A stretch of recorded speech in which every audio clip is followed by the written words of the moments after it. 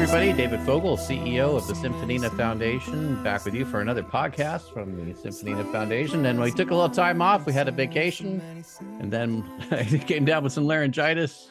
That's how life goes sometimes. But back in the saddle here, and I'm very happy to be joined today by Roland LaBonte, a cellist from the St. Louis area. For those of you not watching the video, because we only post the audio, really, Roland's a young guy. Roland, how young are you? 21 years old, turning 22 later this month. 22.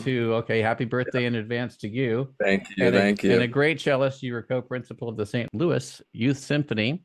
And you're also a member of our 2025 International Symphonina Orchestra, performing Alex Unseth's Symphonina No. 2, which was our runner-up this year. And I know you know Alex, so we can talk about that. But first, let me ask, how did you get started playing the cello? So in fourth grade, we had a violin class. It was only violin. And so I signed up for it. I was like, I'll give it a shot. And I went to go get a violin and I started playing it. And I just did not like it. I did not like it. I know it's great for some people, but it was too high pitched for me. I didn't like how I was holding it. It was right by my ear. So I went to take it back. I was like, I can't play this. My dad, he's a drummer, so I was always around music growing up, and he wanted me to play something. It's like, what am I going to play? And so I went to take the violin back, and the store owner was playing the Star Wars theme on the cello. And I was like, I want that. Like, nice. Give me one of those. Nice. And so I fell in love with it immediately, started playing private lessons. And it was actually kind of funny because later on, I got to play the Star Wars soundtrack in an orchestra. And so it was like kind of a full circle moment. There you go. There you go. And where do you go from there, right? I mean, you got exactly. It's like, all right, I got the best out of the way. What else do I do? you keep going, but that's great. So it's funny, you like sometimes when we pick up an instrument, we have an affinity for it, and sometimes we definitely do not, right? And it's So part of finding the right instrument is being decisive, maybe at the beginning, like this isn't the right one. Let's try something else. And I think the cello really resonated with me because, I mean, one of my collaborators, Richard Fortis, who's amazing guitar player, plays in Guns N' Roses right now. But he grew up playing in YO too. He's from St. Louis, and he played violin and cello. And he said something that was very interesting. I was asking him, well, how do you mic your cello for recordings? And he said, well, I always mic my cello with a vocal mic because the cello is the most similar instrument to the human voice. I was like, that's really insightful. And I think that's why I gravitated towards it so much, is because you can play in those really low, deep ranges, and then you can also play really high, right? I mean, you have the full range there. So I think that was the thing that, I mean, I didn't know it at the time, obviously. I was just a little kid, but that really drew me towards the cello. So plus you get to sit down, you remind me of something though, which, almost exclusively, I think, I don't know too many other people who would do it this way. When you're doing an orchestral mock-up, almost everybody does a piano mock-up if they're going to do a mock-up, or if they're not just writing off the cuff. Like when I watched Alex do some writing, just like, okay, we're going to do this now, and then you get he's just plugging it in, and and I don't know how his brain works like that, but anyway, for those of us mere mortals who do a mock-up, generally you do a piano mock-up, but I oftentimes do a cello mock-up because, as you said, you can do, to hear the strings really. The cello has a very, very broad range, and I can get a lot done with a direct string mock-up that way by using the cello patch rather than going from the piano first. But I guess it depends upon whether it's going to be a string-based section, or something I might be able to do it differently. So there's a song that I composed for my debut EP, which is called Sleepless Nights, and the intro is solo cello and string quartet. And I played all the parts like that, kind of, just playing them on the cello and playing them like, all right, here's the violin line, I'm gonna play it in the violin range, and here's the viola line, so I'm gonna play it in the middle. And obviously with the full actual quartet, it sounds a lot cooler. But I could see a world where leaving it all cello could sound cool too. So Yeah, yeah. probably. But I think, like I said, it's for a mock-up, so you can substitute out those patches and then get your live Hmm. performance if that's what you're going for, which is what we would normally Yeah, do. totally. I like that. So I encourage people to try that. Okay, so you're a member, and thank you for joining our International Symphonina Orchestra. For those who don't know, the International Symphonina Orchestra is an orchestra that I put together starting about 3 years ago with players from all around the world, literally from Africa, Australia, Finland, places in Europe, and even here in the United States of America too. And we have people record their parts separately, and then I mix them and do all the audio engineering to have them sound like they played together. And Gary Gray on our team does the final mastering, and then we release it. And this year, we're going to be having our album released probably in July. And Alex Sunseth's Symphony #2 is going to be on there. He was a runner-up in our competition last year. And Roland, we had the pleasure of having you record. Thank you. You sounded great. And Thank you. Yeah, I I'm, do know I'm you just know excited to Alex. So play. let's talk a little bit about how you know Alex. Yeah, so I joined the St. Louis Youth Symphony. I want to say I was a sophomore in high school, I think. Yeah, I think sophomore in high school. And Alex was one of the first people that I met in the youth orchestra. And so we're still great friends. We played together all the way up until COVID, and then I stopped playing in YO. And even recently, I mean, we've stayed in touch the whole time, obviously. And recently, we've been working together on new songs that I've been writing, and we've been composing string parts for it, which has been really, really fun. And it's cool to kind of pick each other's brains about, okay, where's your head at in classical right now? And then he'll pick my brain about like, all right, where's your head at in pop music, And it's kind of this colliding of two worlds that meeting in the middle with, both of the styles that inspire us the most. So it's really cool. Yeah. That's very good. Now, have you graduated college yet? Where are you No, in I'm your a junior right career? now. Uh-huh. I'm a junior right now, so I have a year left. Okay. Looking forward to it. Yeah, I'm at Maryville University, living in St. Louis. Mm-hmm. Uh, It's great. Now, when do we've talked a little bit about your classical things, but you do a lot of other things in pop and jazz and rock and and the cello is very versatile, but you probably mhm. are composing for other instruments and performing maybe keyboards or other things. So let's talk about some of the other things that you do musically. What's your 2025 looking like? Yeah, so I always call my music, I always give the little elevator pitch of I call it ambient pop music. So pop, pop structure, um, cool vocals, ambient textures, use my cello as a lead instrument. Everywhere you normally hear a guitar solo, you're like, all right, guitar solo coming up. It's like, nope, it's a cello solo. Okay. All right. So yeah, it's a combination of a lot of cool stuff. Yeah, I mean keyboards, drum machines, all that kind of stuff. So I'm currently writing my first full-length album, which I'm really excited for, and planning to trickle out some singles Mm-hmm. and hopefully get that out early 2026. I'm looking at, but Okay. starting with the singles in 2025. And what So. does your album have a title or at least a tentative title? Okay, so I have one in my head, but I'm not sure I want to jinx it yet Okay. because That's knowing myself, I'm like changing things until the very last second. So I'm gonna hold off on that for now. all But right. yeah, All right. I have an amateur cello question for you. And yeah. this could be one of those things where, not being a cello player, I'm not in the scene. I have no idea.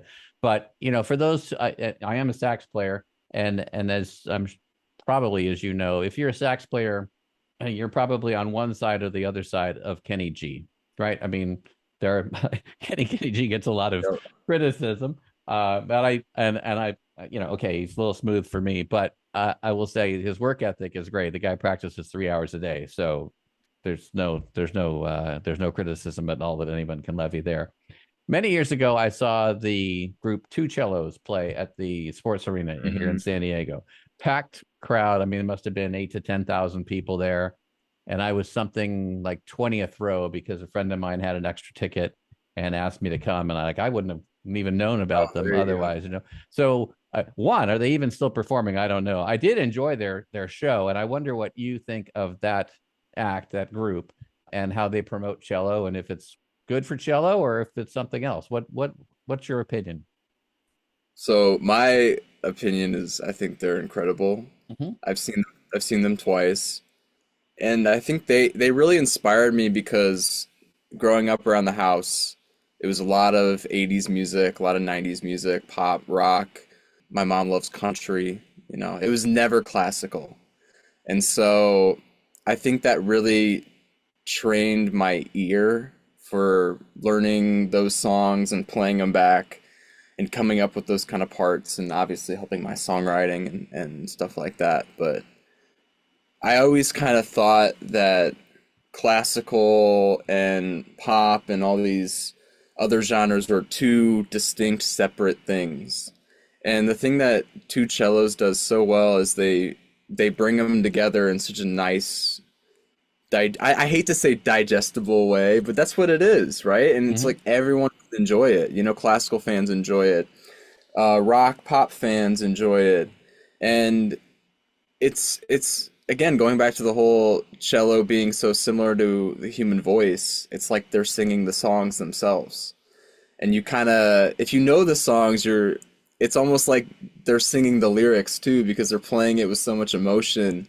And so I think they're great, and seeing them do that, I was like, okay, yeah, I can do this with my cello too. So Yeah, it kind of yeah, inspires the next cello solo, right? I mean, it's like, yeah. I don't know if they're still doing stuff together.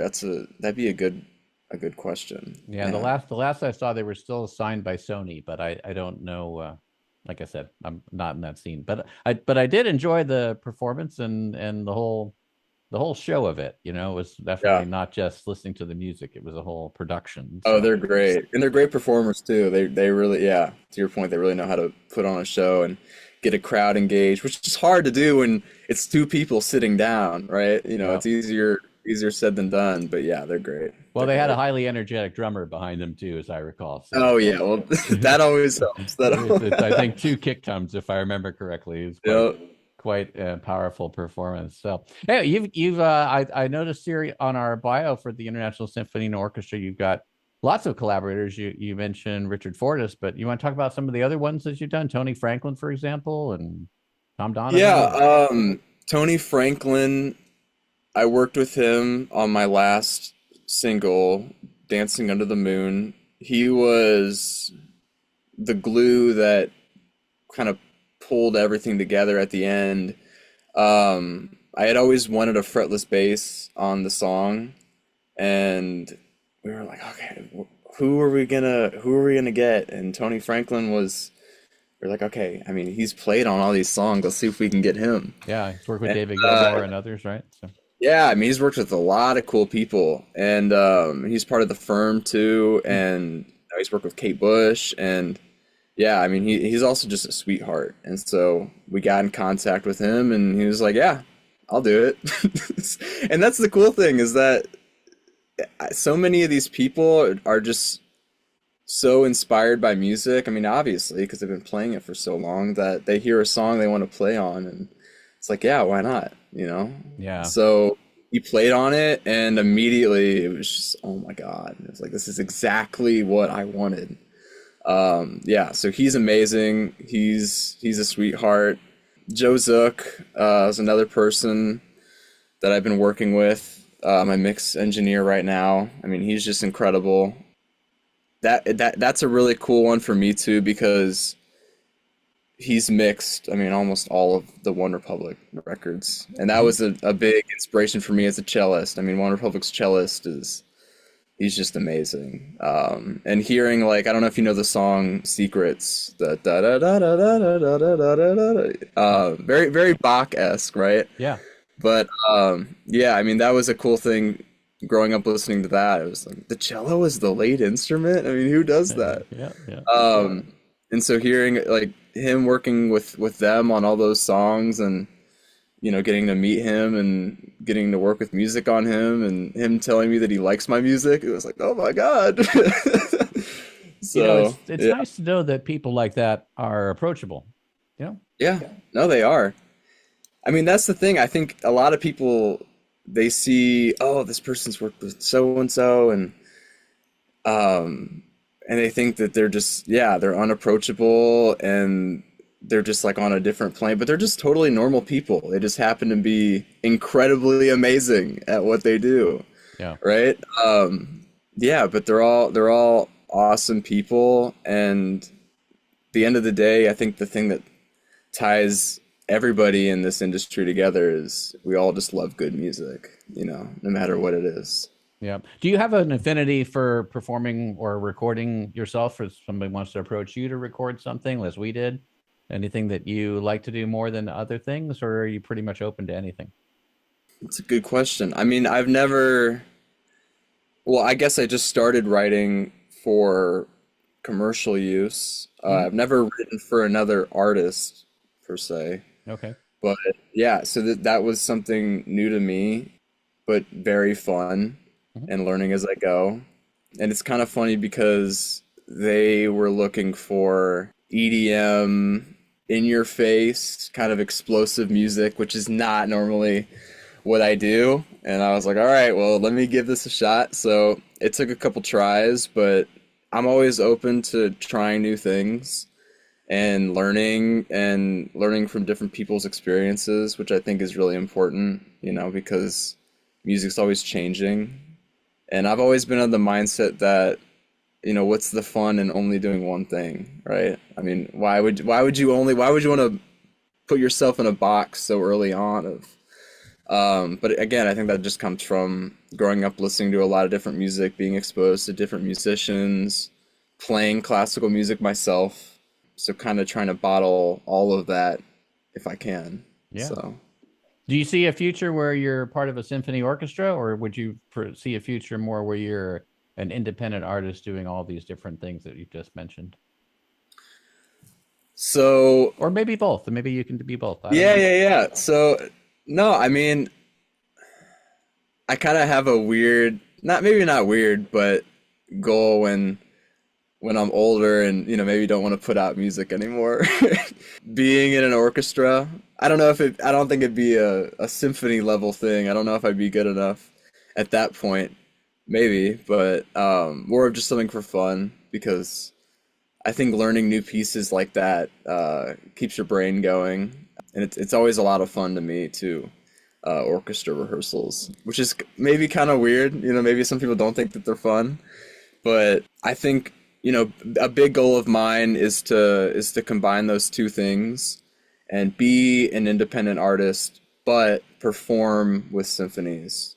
And specifically, a goal of mine is to perform with youth symphonies, because, I mean, that's what gave me so much inspiration being in youth symphonies myself, especially the St. Louis Youth Symphony. And I just think it'd be so cool to perform different styles of music with those people. I mean, those kids are amazing, right? You go different cities, and I mean, that's something I would have loved to do when I was in high school, playing in orchestra. So yeah, well, let me ask then, do you have a desire to get into conducting, where you might be able to lead one of those organizations?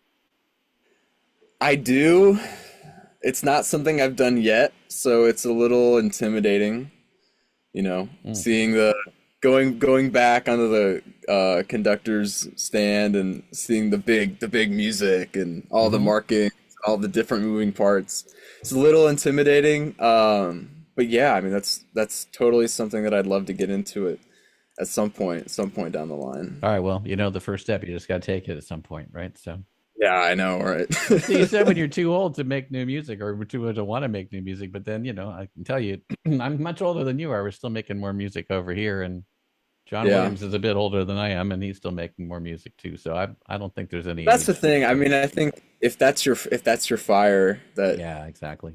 I don't think it really ever goes out, right? No, it's a way of talking. Really, it's just talking with music, instead of talking with words. So, and oftentimes it's a lot easier to talk with music than it is to talk with words, and you can say things. Yeah, it can you can't say with words. So there's that too. Roland, we listened to some of your nice music on the way in. We're going to listen to some more on the way out. If people want to get in touch with you, what's the best way to do so? You can find my Instagram. It's just Roland LaBonte. Yeah, I mean, that's probably the best way. I'm always looking into DMs and seeing who's reaching out, and I also like to reach out to a lot of other people, especially other artists, and I think collaboration's a big thing. Yeah, so, you got a good network going? How's your network? It's been good. I mean, I'm just a big fan of meeting new people and hearing what other people are doing, especially in music, because now it's not only are more people making music than ever, but there's so many different styles of music being made. So I'm always a fan of hearing what other people are doing and learning about other people's experiences. Sounds like you're promoting a new style too with ambient pop. So we wish you the best of luck. I am. And we thank you for helping us promote symphony music to young audiences around the world as well. Of course. And we'll be in touch. Of course, if we can be of any help to you, if you get your new album prepped, you just let us know. And, thank you. And in the meantime, I'm sure we'll stay in touch. In the meantime, if people want to look you up, we'll find you on Instagram. And wishing you all the best of success. All right, thank you. Thank you.